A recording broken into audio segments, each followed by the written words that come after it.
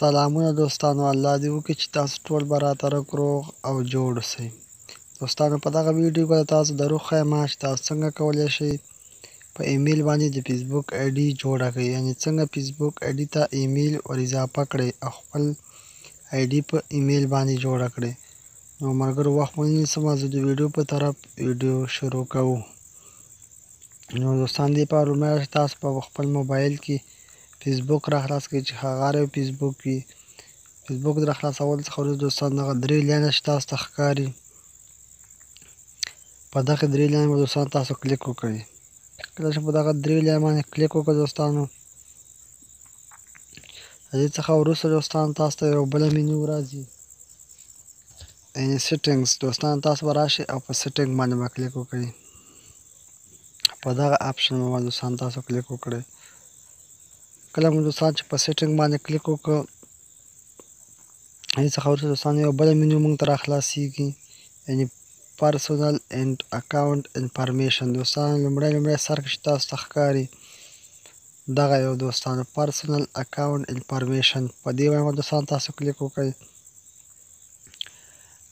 کله چې په دې باندې کلیک وکړئ دوستان، دې څخه وروسته تاسو لومړنی کې نیم دی او په دویم کې دوستانو ایمیل اډرس دی، نو تاسو به دغه ایډیټ باندې په دوهم باندې کلیک وکړئ. کله چې موږ دوستانو په ایډیټ باندې کلیک وکړو، نو دې څخه وروسته دوستانو موږ ته یو بله مینو را خلاصیږي.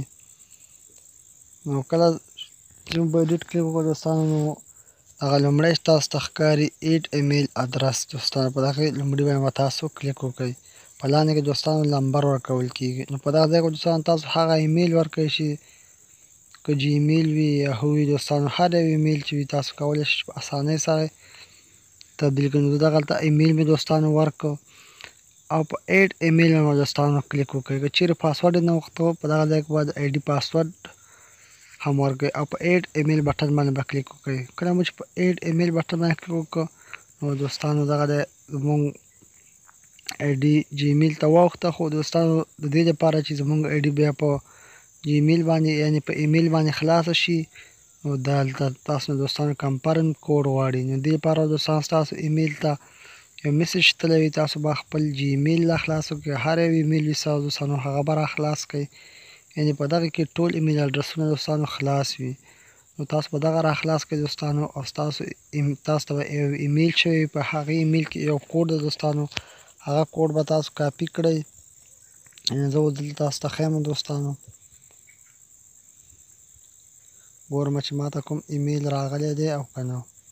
دوستان تاسو لیدلی شئ چې د فیسبوک له خوا نه ماته یو ایمیل یعنې یو میسج راغلی دی، دغه لومړی چې سر کې تاسو ته ښکاري. نو زه دوستان دا را خلاصوم او هغه کوډ چې ماته د فیسبوک له خوا نه رالیږل شوی دی، دغه کوډ دی دوستانو، د کنفرم څخه پاس تاسو ته چې ښکاري دغه کوډ دی دوستانو. دا کوډ به دوستانو تاسو دې ځای نه کاپي کړئ. کله مو چې کاپي کړئ دوستانو، نو بیا به راشئ بېرته هماغه فیسبوک ته. کله چې فیسبوک ته راغی دوستانو، په کمپرم ایمیل اډرس باندې دغه ایمیل اډرس څخه لاندې کړئ کمپرم ایمیل اډرس. نو دوستانو په دې باندې به کلیک وکړئ. کله چې مو په دې باندې کلیک وکړ دوستانو، نو تاسو څخه بیا هغه کوډ غواړي کوم چې ما هلته را کاپي کړ، یعنې میسج کې چې ته کوم کوډ راغلی و. نو په دغه ځای کې به دوستان تاسو هغه کوډ ور ولیکئ، کوم کوډ چې تاسو ته ایمیل یعنې په میسج کې راغلی و. نو هغه کوډ دوستان زه دلته لیکم، او د دې څخه وروسته دوستان تاسو په سبمیټ باندې کلیک وکړئ، یعنې په دغه ځای باندې دوستان تاسو کلیک وکړئ. کله مو چې په کلیک وکړ، نو دوستانو د دې څخه وروسته ستاسو کولی شئ چې په ایمیل اډرس باندې هم خپله ایډي خلاصه کړئ. نو زه دوستان تاسو ته اوس ښیم چې په ایمیل اډرس باندې زما ایډي خلاصیږي او که نه. نو دوستان زه اوس زما خپله ایډي لګ آوټ کوم، یعنې د ایډي څخه وځم.